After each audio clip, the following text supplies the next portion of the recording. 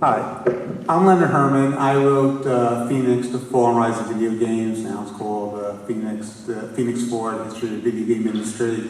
It was the first ever book about the history of video games, but I'm not here to promote that. I'm here to talk about Ralph Baer. I first met Ralph in 1982 at CES. I was 24 years old. I went to do research on an Atari book I was writing. And the only way I could get in there was with a retailer badge. But I saw Ralph Baer and I recognized him and I went up to him and I said, "Hey, you're Ralph Baer." And he looked at me and he goes, "So what?" And I didn't know what to say and I just slid it away. So for about 11 years I didn't know what to think of this guy. And then when my book came out, about a year after my book came out, he wrote to me asking how he could get a copy of it. So I said, "Well, this is Ralph Baer, I'll just send it to you." So I sent him a copy, and then a few years later, he invited me to his house in New Hampshire, and we've just been very close friends ever since then. Really, so humble to have known him, and I considered him a surrogate father. I go to him with problems. We've talked a lot. I visit him at least once or twice a year. And through Ralph, I got to know his family very well. And I consider them my family and friend. And one of them is his son, Mark, who I'm proud to say, this is his first time at a video game convention where he's giving a presentation. So the first at PRGE. The first he's giving a video game presentation at a video game show. Yeah. Well, anyway, this is Mark Baer. Thanks for the introduction. Actual video game creations. Yeah. So when I have given this presentation before, maybe not at a video game show, but for example, you'll see it later in the presentation here today. Ralph's original lab in the house that I grew up in is in the Smithsonian, and his second lab from this condominium in Florida is in the Strong Museum. There's some pictures of that in a minute. Anyways, my name is Mark Winston Baer. I'm his middle child, his son, and for about the last 20 years of his life, I was privileged to travel around with him through North America and Europe mostly, where he has received different awards, such as the National Medal of Technology. The inventor was inducted in the Inventors Hall of Fame. But I don't want to just run through a list of his medals and accomplishments. I want to show you just the fundamentals, if you will, of how basic this industry started out and how relatively simple it did. And from small kernels come enormous growth and enormous results. And that's what's pretty amazing here. And then we'll go through a slideshow that he prepared originally in 2008 for a show that we were together at in San Francisco, and I've updated for today's presentation. We'll continue to update for future presentations. But what makes what you're going to see so important, and most of you have probably seen it, if you haven't, you really should. This is the first recording, first footage, if you will, of any two individuals playing on a video game system. And I won't go too far into the history of it. That's Leonard's Valley, but you know, everybody will say who invented video games, where did it start? But really, the sui generis, or the foundation of the modern industry, can be traced to this machine. Because before this, you know, nobody has ever claimed that Ralph invented playing games, or he invented playing games on electricity. I mean, Ben Franklin had a kite he played with electricity. But what he did is, he, as a television technician back in the 50s and 60s, he envisioned using a CRT tube, a dummy viewing platform, for something more than just sitting there and viewing it. Something more than just you know, being a dumb recipient, to interact with it. So on 1 September 66, and you'll see the document, he was sitting in New York waiting for a bus, and he wrote down a 4-page document, which is now at the Smithsonian, which he called TV Games Disclosure Document. And he came to the idea of doing your television for games, for educational purposes, even for spot purchases. But that's a talk maybe for another day. In any event, he went back to his company that he worked at. It was called Sanders Associates. Later became Lockheed and Lockheed Martin, and now BAE in Nashville, New Hampshire. He ran a division. He pulled a couple of guys off the line. He said, "Hey, I have this idea to make televisions more interactive, to make them into TV games," which eventually got the label of video games, which I might get to in a little bit. And he pulled off, particularly this one technician, his name is Bill Harrison, whose name is up there. And it took them from 1966 idea till about 1968 till they built the prototype, what's known as the brown box. And there was a reproduction brown box, the first reproduction brown box that we made. That's Lenny's. And it's up there and it kind of gives you an idea of the humble beginnings of really this entire modern industry. So he pulls Bill Harris and Bill Rush off the line. They put these machines together. And then they have to sell it. Nobody has any idea what this is. I mean, it's almost unfathomable to anybody in this building, in this city, in this country, much less in this world. Nobody had a clue what this was. And proof of that, which we won't see today, is if you pull up What's My Line and you put in Odyssey. Vice President of Odyssey comes to What's My Line and they're playing television. They're playing tennis on television, and the people in the panel are trying to guess it. The point I'm trying to make is when they, of course, didn't guess it, and they turn it around and they say, well, you know, we're playing tennis on television. Their faces are completely blank. They have no idea what they're looking at. So it's a little bit like a Martian landing in your front yard. And all of a sudden he comes up to you and says, hey, I'm Mr. Martian, nice to meet you. Your whole world's going to change. And so this is the first footage they put together to try to sell this product to the world.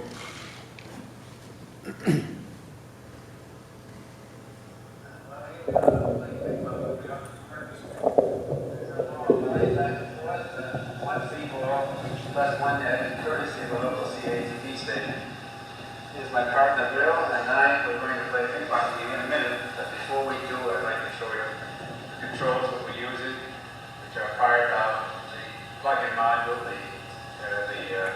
ping pong plug-in module, gaming plug-in module of the all-purpose button we talked about earlier. There is a horizontal knob here, as you can see, which, when I twiddle it, moves my paddle from left to right. There's the vertical control, which moves my paddle up and down. Finally, there's an English knob, which allows me to put curves on the ball, control the vertical position on the ball as it leaves my paddle. Whenever I intercept the ball and I'll miss it and bat it back at my opponent, I have control over the ball's vertical position, and that's what the English knob is for. Watch me take him out in a minute. There's another control here, a serve knob, which puts the ball into play, serves it from my side, and it's out of play on my position. If it should go out of play. In Bill's position, he's got the same kind of button right here, which is the ball comes in from that side. Ready? On your side. It's on my side. Okay, let's go. Let me move away from the net a bit. Here we go. I want 2, 3, and down I go. And up I go. And down I go. Now watch me take him up. I didn't do it. This time, okay. Whoops. 1, 2. You want to score, Bill? Sure. Okay, 1-0. Here we go. Up. And down. And up. It's getting tricky. Missed it. 1 up. Keep it on the table, Baer. Here we go. Fake you out again. 2-1. We'll play up to 5. Good show. Get close to the net, maybe a little faster. Well, 2 up. Missed it again. 3-2. I guess that makes it count a 5. Okay, who else would like to play? Why don't you come on and play the game against my evil partner here? We just say everybody else again. There you have it. And by the way, if you Google first rage clip, that comes up. Always the first rage clip. It's like, what? In the spirit of that video, you guys, if you haven't already, come up to the table at any time today. You guys can play on that too, because that thing works. Okay, it actually works. Yeah. And that full screen or not? Not yet. All right, you'll see it.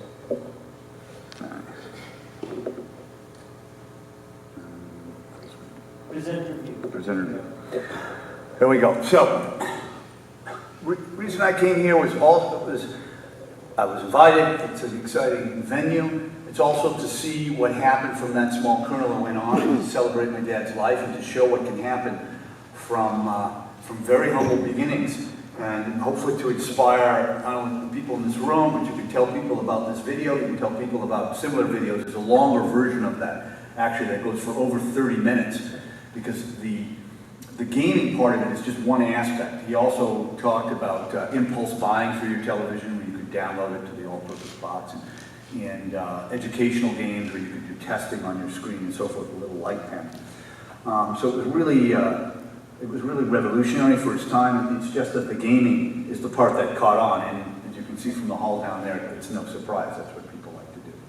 So he presented this slideshow back in 2008 in San Francisco. As you can see, we expanded it. Myself and Lenny here, we've worked on this for this presentation today. So some of it's his stuff, and it's cute, and we'll put it up there. So, you know, this is a little kid in Guben, Germany. He's born in a little town called Pirmasens, and he spent a year or so in Guben, which is where his mother was from.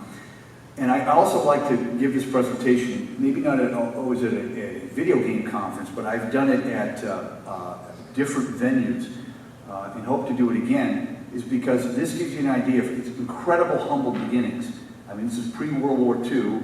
He's Jewish. He's living in fascist Germany, and from that, he basically escaped 10 weeks before Kristallnacht with the clothes on his back and his family. Now, he did have sponsors. That's how he got out. But it's incredible what one person can do to change not only his own life, his family's life, but an industry and I guess the world in a way. So there he is, 1923. So, he was living in New York, came over in the late 1930s, 10 weeks before Kristallnacht, got there, and he worked on radio for the most part. He worked as a technician. He just learned how to do that, and he took a correspondence course. One of the reasons he was able to escape fascist Germany is because he had relatives to sponsor him, but also they were all English speakers, particularly he and his sister. So he came over here. He quickly adapted into the system here. He was a radio technologist.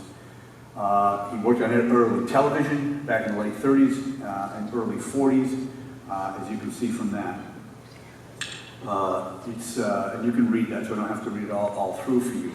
But as kids, it was pretty interesting because, most of the audience here is older, but even the younger crowds, we forget. But back in those days, there was a lot of hands-on fixing, right? If something broke, you just didn't throw it away and buy a new one. It broke, and somebody like Jeff down here would just go into the back of it and fix it up. And that was my dad, all-around handyman. In the early 1940s, he got drafted. He served in the Army, in the U.S. Army, and he became a small arms specialist. Why this is interesting, among other reasons, is because it's a confluence of skill sets. He became a small arms expert, and also he was already into early television and certainly radio and radio repair. So you combine those skill sets, and of course, the light gun was one of his very early inventions, to sit there and in front of a dot TV like this, a dot game, and to play simple hunting games with your light gun. So he had discipline, attention to detail, and light gun anticipated. After the war, he went to a company called Wappler, which is in New York City, where he built test equipment, and eventually he got into early television creation. And that'll come up on the next slide. But I want you to put this all in the back of your mind. You can ask Lenny. Lenny knew my dad pretty well, and obviously I think I knew him pretty well. I hope so. Having grown up under his tutelage, and if you want to ask any questions about what it was like to live, literally under the shadow of a genius, if you will, I'm happy to answer those questions. So back in the 50s, he actually was thinking about using CRT TV sets for more than just displaying ideas. He used it for test equipment, XY grids, vertical colors. I mean, you can read all this yourself.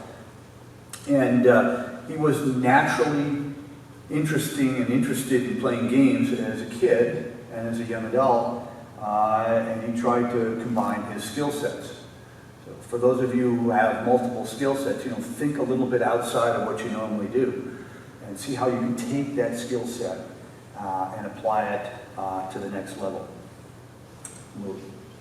And off we go. So you did do military electronics for Loral, Transiton, and then eventually Sanders. Loral was also a manufacturer of television sets. Believe it or not, we actually built things like that in this country back in the 50s and 60s, and they actually built television sets, and you got more and more experience doing that. Now, if you go online anywhere, you can go on to the National Museum of American History, which is part of the Smithsonian. This document here is the document I referred to before, dated 1 September 66, as only an engineer, particularly a German engineer, would do it. I mean, everything was categorized. Everything was put into its place and kept in its place. And that's one of the reasons we have such good records today. I just want to say the whole 4-page document is reproduced in this book, in Ralph's book. It's a 4-page document. It's in the book. It's also online, and obviously the originals at the Smithsonian and copies are on display. And it outlines really what was a nascent view of what became the future video game industry. And what's so amazing is that in 1966, it's like saying, you know, we're going to be on the moon or maybe Mars in 3 years. And it's amazing what happened between now and then. There's the original patent, the 480 patent. It was originally submitted in the late 60s. It was 1972 is when the final version came out. You can see it better on your large screen than I could see it. The 480 patent is the first one to cover the concept of playing games on a TV set. Now, the question has come up, and it has for quite a long time, is to where the origins of the term video game came from. I've asked people from as widely varied as the head of the National American History Museum and the Smithsonian, Steve Wozniak, who was a supporter of my dad and helped nominate him for some of the awards he got. The best we could figure out is, again, it's so long ago, but back in those days, there were two terms that people generally used when it came to electronics, particularly televisions and monitors. There was video and there was audio, right? There was a video input in the back of the television, and there was an audio input in the back of the television. And that's where most of your information came into those old CRT TVs. Originally called TV games, you played interactively with your television set, but at some point, somebody named it video games because that's the input it went in through. Because there's no videotape involved. I asked Al Cordon a few years ago, he said he came up with the term. Could be, could be. So it came over, and it's just catchy. You know, it's a video, you do it with your eyes. Obviously, if he had come up with the term audio games, maybe we'd all be here for the PRGE audio game conference. There's your original patent. The people often ask, what were you doing when Ralph was laying down the groundwork for what was going to be a worldwide industry? We were being stupid kids. And we were just had cheap old 1960s bikes. We were playing around. Well, he's laying down tracks. You know, we were laying down tracks for the video game industry. We were laying down tracks for our state-of-the-art bikes. So really, did we have any idea what was going to come? Of course not. We're little kids. We're little 6, 7, 8, 9-year-old kids.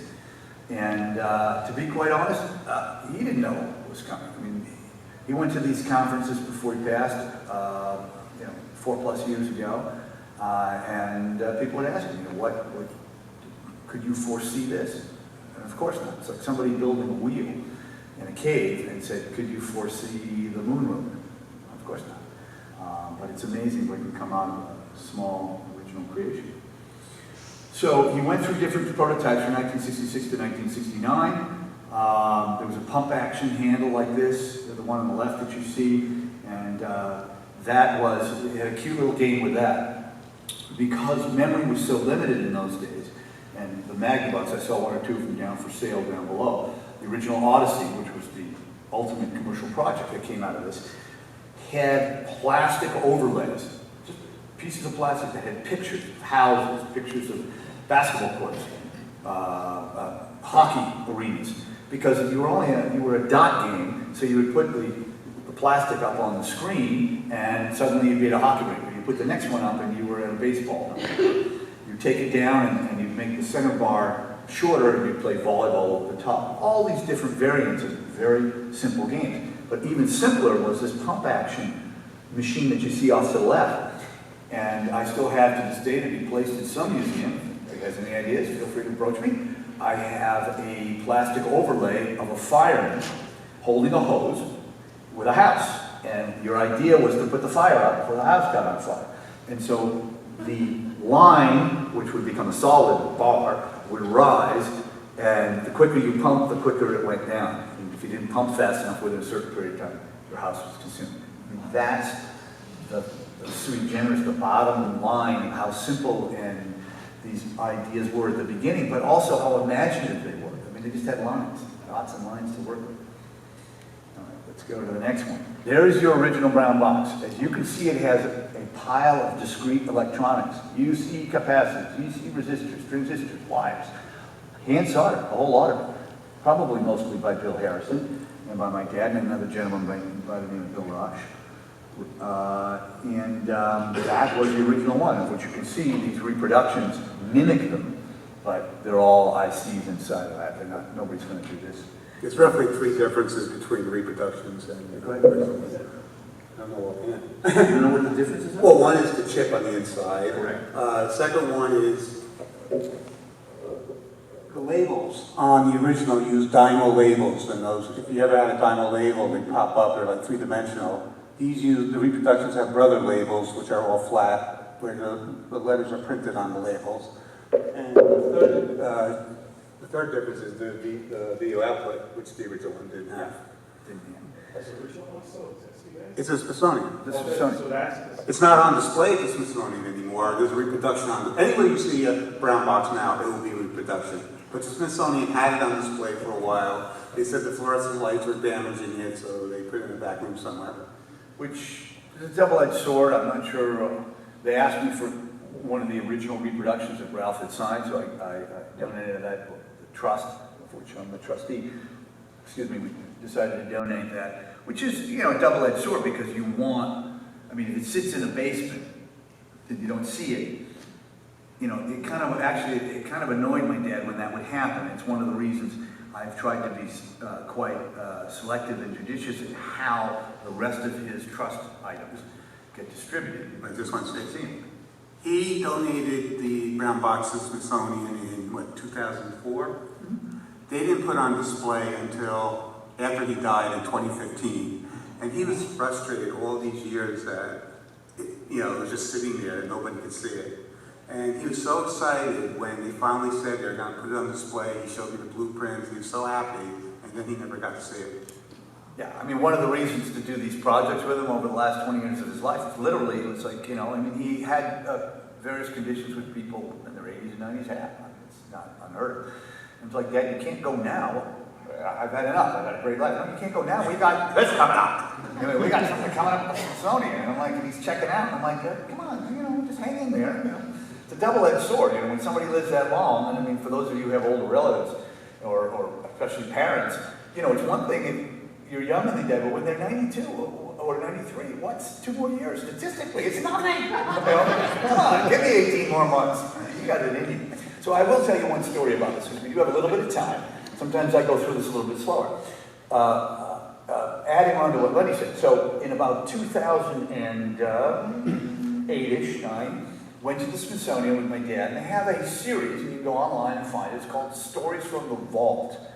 Why is it a vault? Because they literally have a vault downstairs, which is probably 2 or 3 times the size of the building upstairs, and plus they have off-site storage. So we go down to videotape Stories from the Vault, and there's a media dude there who's the MC, and they're interviewing my dad, and we pull out the brown box, and open it up, and it's not working straight away. And of course, the rest of us are just scratching our heads.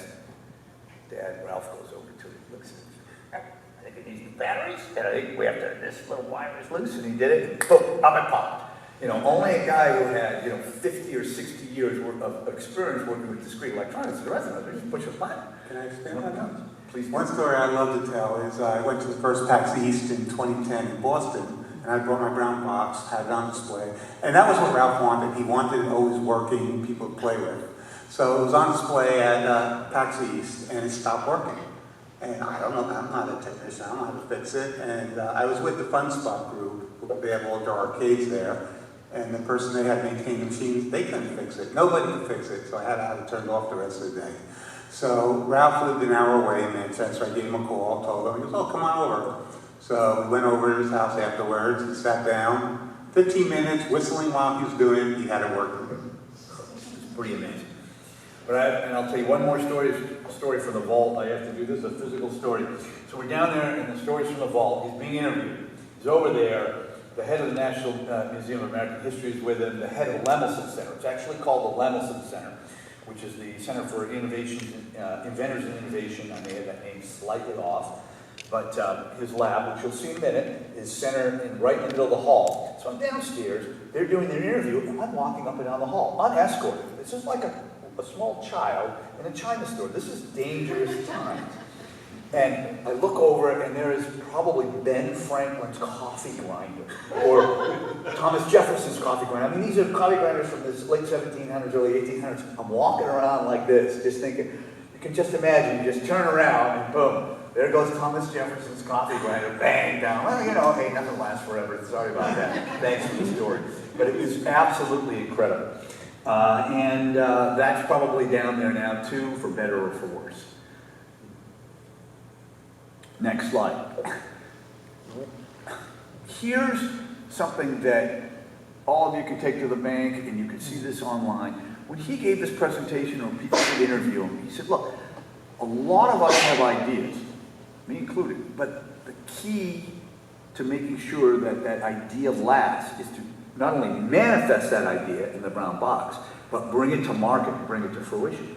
That's kind of the tough part, right? Because you got a product, nobody's seen this before. Nobody's playing games. There's no Game Boys, there's no iPhones, there's nothing. You know, at best you go and you play in a pinball machine where people played games on an oscilloscope, and his claims that that was a video game, whatever, or on a supercomputer, but nobody had supercomputers in their houses. So the idea of doing something with control, with little controls and a main board system was unheard of. So you're trying to sell something to a market that does not exist. So if you look at that, you can just put in Baer Harrison, like George Harrison, and pull up that video that I showed you earlier. I call it footage because if you use the word video in too many contexts, it gets confusing. You pull up that video, there's the long one, 30 minutes, which will show you things like impulse buying and testing on your television screen with a little light gun. But it was unheard of to do this, so they created that footage to sell it to market. They went around to many, many manufacturers, all the major television manufacturers, and in fact the cable companies, because his initial vision was that the cable companies would broadcast games, or they would broadcast ideas, or they would be the recipient of your information from the all-purpose box, that you would send them, you know, didn't have the word download then, but you could take your information that the cable company sent you, put it on a phone into a modem, record it with the all-purpose box, send that back to the cable company, and mail you your product the next day, or they'd send you the new game that you wanted to get. But none of that stuff came to fruition at the beginning. The one thing that sold, and it's not surprising given human nature, is games, right? I mean, everybody likes to play games, right? Ever since people have been in caves and they've been, you know, they have, tall rocks and round rocks, so I've made it. I've been in bowling. So they marketed it around, and ultimately Magnavox picked it up, and they built the Odyssey in 1972. They came out with the Odyssey 2 in 73, 74, and Odyssey 100 came out next. Oh, the Odyssey 100. Odyssey 2 didn't come out until 78. Yeah, 78, that's right, so it was the Odyssey 100. So they sold 200, 300, 400, 550,000. But these original ones just were produced in about 350,000, which by modern standards is not a huge run. But think about this, when you think about history. We all think of, for example, battles. Everybody's heard about the Plains of Abraham, when the British defeated the French. You know how many people were involved in that? You think it was like the landing in Normandy. There was about 200 people involved. I mean, you could look it up, it may be a little bit more, a little bit less. But these were relatively small numbers because it was a tiny market. It was a brand new market. But even at 350,000 units sold, if 10 people looked at it, And that's not hard to believe because you have your kid, the kid's friends come over, the parents come over. That's 3.5 million in a country that only had 160, 180 million people. That's a 3 to 5% penetration of the entire population of the country. Not bad, really, when you think about this was an absolutely brand new system. So there you have it. There you have some of the, the advertising material down there in the bottom left corner. You can see some of the electronics. One of the things my dad would always kind of carp about, kind of half sarcastically, half seriously, was that, it took Magnavox 3 years to come out with a product. He says, it's the same damn thing I built in 1969. Their engineers couldn't come up with something a little bit better in 3 years, and they didn't. Because actually his original machines had the capacity for color. And I believe it had the capacity for a little bit of sound and even keeping track of numbers, but they tried to keep it cheaper, right? Because they wanted to keep the price down to try to penetrate the market. So certain things had to be compromised, and certainly the color was. All right, off we go. Oh, I went the wrong way. So there he is. You've seen this? First footage of individuals playing in a modern video game system, 1969. That was your marketing tool. It didn't take long between when that product came out in 1972 and look at this. So suddenly, somebody, Mr. Benz comes up with this thing that has 4 wheels and no horse in front of it. And he decides to call it an automobile. And they're like, what? We have horses. What do we need that for? And within a couple of decades, boom, the world can't live without it. And I think that's probably won't live without this, or certainly doesn't live without this now. That's not all he did. And one of the reasons I was happy to join him in the last 20 years of his life and to help sustain his legacy is there's a number of reasons, and we'll get to the more practical ones now. But it's also to show he was really an inventing genius. He had over 150 U.S. and foreign patents. Video games was just one idea that he came up with. What became video games, TV games, was one idea that he came up with. And he moved on to the next thing. And what happens to engineers who move on to the next thing is they're forgotten in the dustbin of history. So we've been lucky enough, and living to virtually 93 years old, he was lucky enough to be around long enough to help sustain his legacy and go through it. But it should really serve as an inspiration to everybody in this room, and everybody's going to see this video, and anybody who sees this material, whether it's here or at the Smithsonian or the Strong Museum in Rochester, New York, that really, just be creative and go on and do the next thing. So you can see he had a different video pinball game, the one-armed bandit that you see in the middle of the top. Great little story that he passed on was he said that he got, I think it was Bali, and they have the company ROM, and it was one of the main machine manufacturers at the time out of Chicago. And they built the one-armed bandit electronic, and they had a contract and they were going to build it, and then all of a sudden, radio silence. The whole thing went dead. And the only thing they could assume after that is that the mafia got a hold of them and said, hey, we don't want to change out our mechanicals because, you could maybe fix a mechanical machine. Little did they know, it's a hell of a lot easier to fix an electronic machine than it is a mechanical one, right? You can do the programming. But, people don't like change and they don't want to see change, and that order was canceled and not much ever came of it. Video disc system, that kind of came and went as well. High video digitizing electronics for Midway. He did that.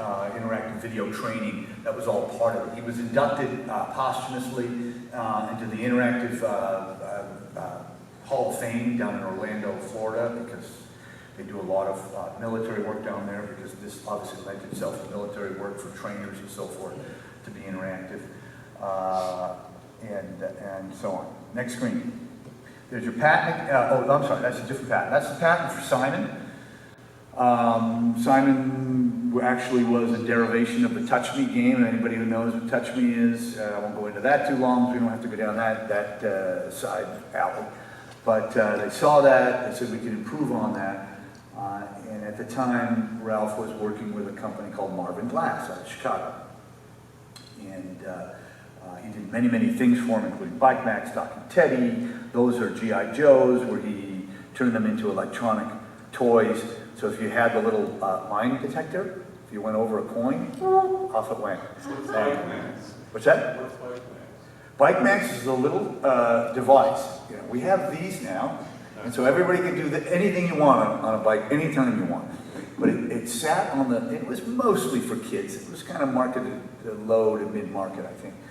And it went on your handlebars, and you could push it, and it had a horn. You could push it, it made noises. It could push and say, "Hey, buddy, get out of my way." I'm fairly certain it had some minor capability to do left and rights and distances in it. And it was an auxiliary toy. Back in those days, you'd go to a department store and they'd have a bike section, right? It's kind of like Walmart now, but it's such a minor player in the bike scene. You have bike online. And you would sell these peripherals. It was just a peripheral that kids could put on their bike and get all kinds of. One of my first trips up to New Hampshire to visit Ralph, he showed me the Bike Max. So on my way home, he made sure I stopped at Toys R Us and picked one up. Did you put it out the window? Hey, get out of my way. He did, it lent himself to these things. This is a great screen for two reasons. You can see him on the right at the top there. He's playing, ping pong, maybe an original brown box. Hard to see him, I think. That would be original at that point. I think it's still original. Someone was taking that. That's right. I think we'll be forever missing from that picture. And if you look down below, those are the iterations of the different machines that he and his crew built to try to get. You see, the brown box is actually not the last iteration. There was one more after, but they stuck with the brown box. 1, 2, 3, 4, 5, 6 out of 7. And that's the one that they ultimately were able to sell as a product to Magnavox. Magnavox repackaged it as the Odyssey, and off it went. But you can see there's the pump action one is number 2, I think. My screen's so small it's hard for me to see, but you can see for yourself. All these different ones. And hand controllers. I mean, that, is a pretty clear marker in history. The idea of coming up with separate hand controllers for different individuals to do. Just on Reddit this last week, I saw a little comment about, how, this isolated people or made them do this or makes them do that. Actually, Ralph was quite the opposite. You can see it's a multi-game player, and in fact, at times, they thought about having more than just 2 controllers. The idea was to bring people together.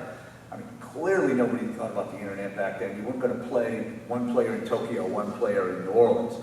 He wanted to bring family and friends together in a multiplayer atmosphere and play games together. And do other things, of course, as I mentioned, but that's it. So the idea of having these multi-hand controllers is really unique to him. Probably Bill Rush had a lot to do with that. Bill Harrison had a lot to do with that. But that's really unique to him, his vision, and his team to do that sort of thing.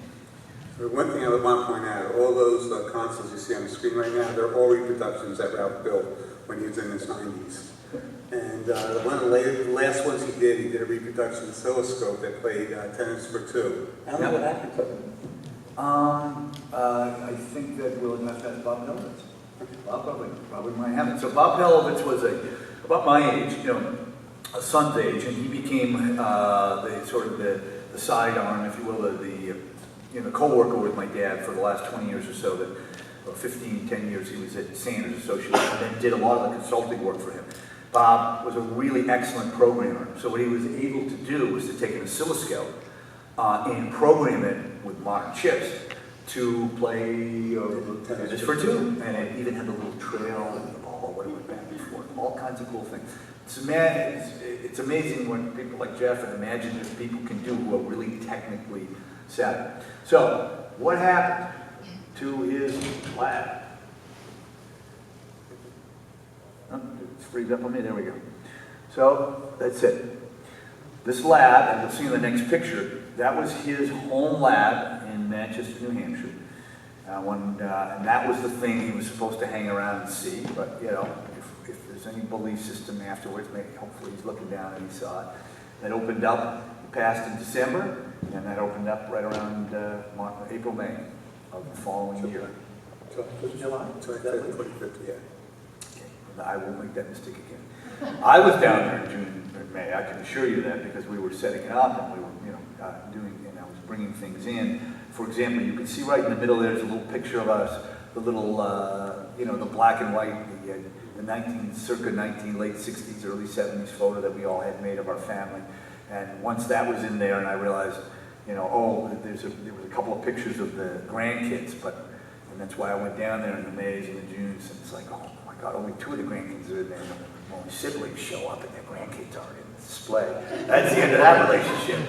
So I got the pictures in there, or we got the pictures in there, and off we went. And you could see the screen off to the left, which has, you know, now reproduction at that point, the original brown box, and it has a little loop which shows these original games.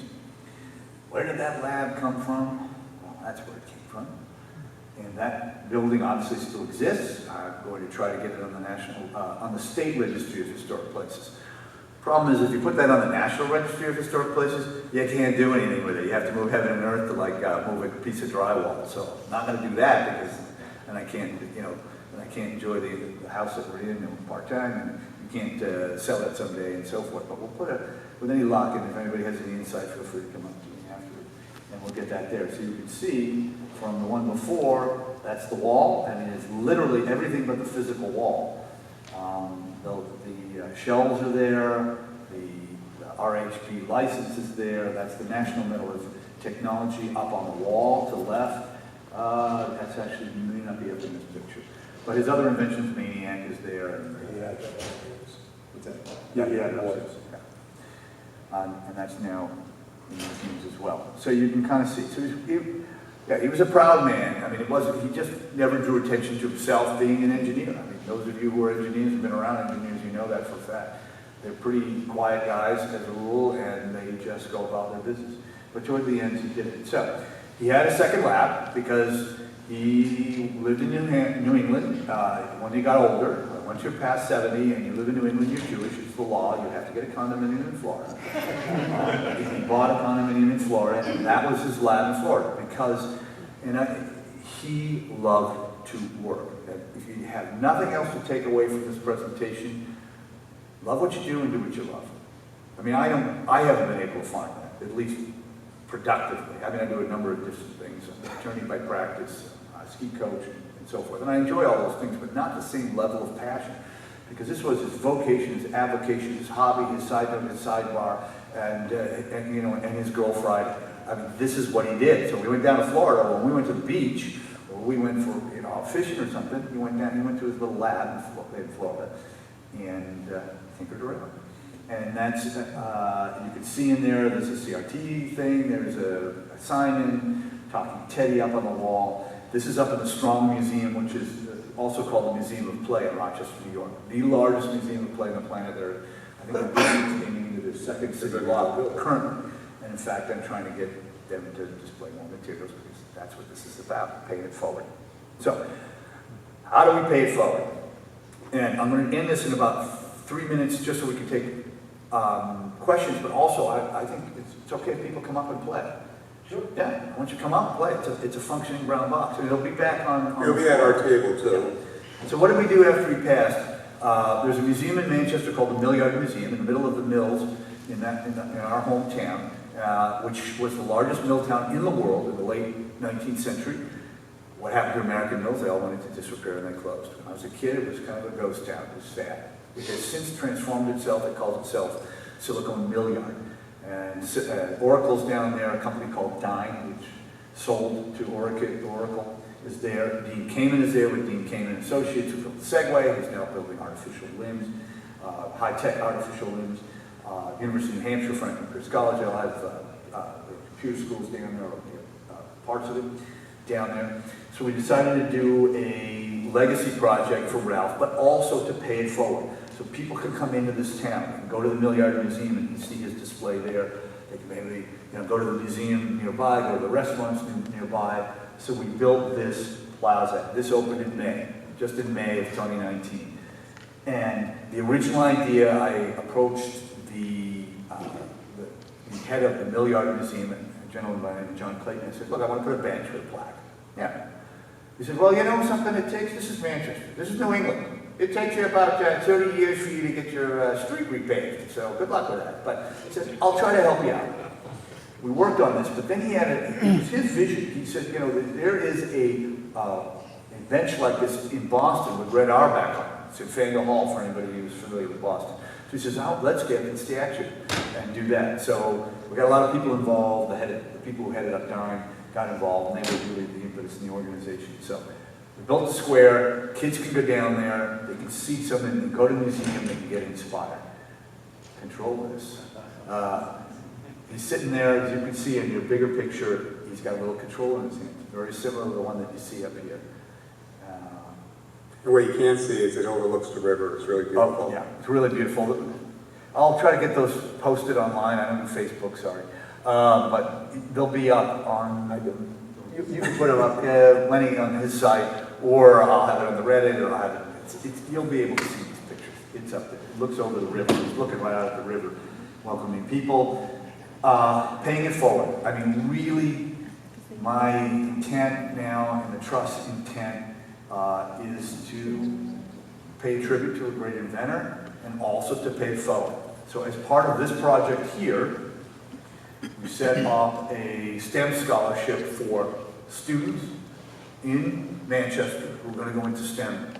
You know, obviously, happy as a clam. Anybody who wants to contribute to it, I have cards here which will give you that site. It's a company. There's an organization called New Hampshire Charitable Organization. They have almost $1 billion under contract, and when they heard about this project, within 2 weeks, they had a brochure, they had a link, they had a site, and there you have it. Because it is about paying it forward. I am no longer in a position to change the world. Maybe my kids will, or maybe their kids will, or your kids will. And that's what I want to do. So we set up that scholarship. It hopefully will be fully funded by the spring. It'll be fully funded one way or the other, but the less I have to fully fund it, the more projects I can do on his behalf, and so forth. The takeaway, last page, these are his quotes. It's like I'm basically an artist. I'm no different from a painter who sits there and loves what he does. People would say, you're still inventing. He said, well, would you go up to Michelangelo and ask him, are you still painting? He did it 2 weeks before he passed, Thanksgiving 2014. I came back and spent a couple of weeks with him because I knew he was you know, he had, like all good engineers, especially a German, well-organized German engineer, he's like, I'm out of here, I'm done. I'm putting myself on hospice, and, you know, thanks for everything, but I'm gone. I'm like, come on, you should hang out to the lab if it's a Smithsonian. He said, no, but even that 2 weeks before, with a shaky hand, and, you know, and not all, you know, 250% of his capacity there, but he was bright to the end. You know, help me solder this, help me put this together. So, I want to say is, every time I go up and visit him, he'd always be working on something, and he'd be sitting at his desk working on something. I'm just sitting there, and I'm in awe. And no matter how well I knew him and how comfortable I was still always in awe of him. So not only a tribute to my dad, a tribute to a great inventor, but a tribute to people and what they can create if you put your mind to it.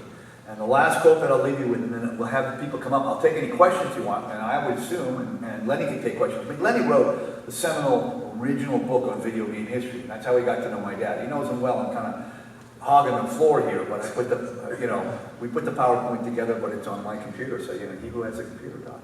And did I mention I'm a lawyer by trade? So, you know, you get paid by the word.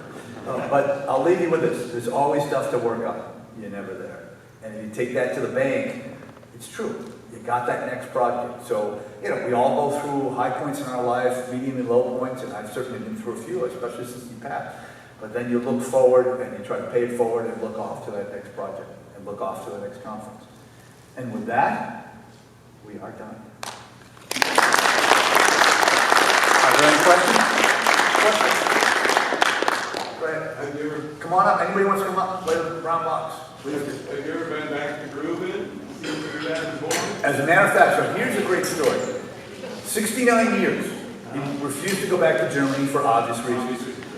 After Mom passed, she went in the 2000s, we decided to take him over. And he was treated like an absolute positive royalty. So he actually spent most of his growing up, he was born in Pirmasens, which is down in the Black Forest, right by Mannheim, not far from the French area. That's why I'm asking. Yeah. And in fact, and I've been there since he passed a couple of times because there's a museum in Pirmasens, which was an old shoe museum, which is ironic because Manchester was full of shoe museums, that has some of this stuff. And, you know, So they did rent you cooking. well, many have. So we went up to, we took him to Cologne, and we walked around, and he says, oh, that was my synagogue when I was a kid, and that's my school, because he had just one of these memories. Like, I could go back to my hometown, which I was in 3 months ago, and I'm like, yeah, I think that was my school. And so we did, we took him, and I took him probably 4 different times. We went to Renaissance, Cologne, he got an award, the Laura Award, I don't know if you're aware of that, it was a video game award, he got that presented to him. I think that was in Cologne. We got another award, different trip to Leipzig. And so when we were over in Leipzig, we were over in the eastern side of Germany, we went up to Gubitz, we went there twice. And we went over, the first time we went, the other side is Polish. And the river runs through it. It wasn't Polish before the war. I went over there. He was like, oh, that's where my grandfather's store was. And that's where my father's shop was.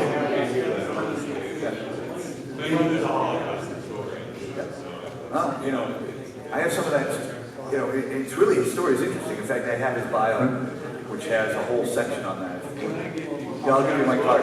What's that? Well, it's on an iPhone phone. I'm actually trying to get it published. Everybody knows a publisher, but I'll give you my contact information. So we went, well, you know, it's just really cool. It'll go all the way through his life from that beginning picture all the way up to the end. But yeah, so we got to Gubin twice. We went up, there's a cemetery where his relatives were buried, and there's a Presbyterian or a minister, he was Presbyterian, who was now the caretaker of that. And we said Yortzeit, and we went over and saw his grandparents, great-grandparents' markers, which the Germans had somehow missed. I think it had been either intentionally or unintentionally kind of destroyed and buried, so that it just looked like rubble, recreated after the war. As luck would have it, I married a German derivative. She's born American, but she's a German derivation. So it was, yeah, so like it was full circle. So she was a German major in college. She helped. She brought my dad over with me. We went to all these things. We drove all the way through the countryside, right from, you know, we obviously drove down from Cologne down to Gubin. Now, one story I love. We were in Cologne one time, and the mayor comes out, and there was some councilwoman comes out to meet us, and they have a dig right next to the cathedral, giant cathedral. And we went down, and lo and behold, we went down there, and there was tile down there. You know what the tile was? It was an old synagogue. They'd come up with a room. That was the explanation that was given to me. And then the cathedral's built right next door a couple of centuries later. I mean, it's nothing new under the sun, right? It's the same process. We don't even know that in this country. Yeah. Well, we've done the same thing. We've buried the history that was here for the most part, and we've done other things. But it's really cool. So we got to see that, and we got to see tons of Germany. So thank you all.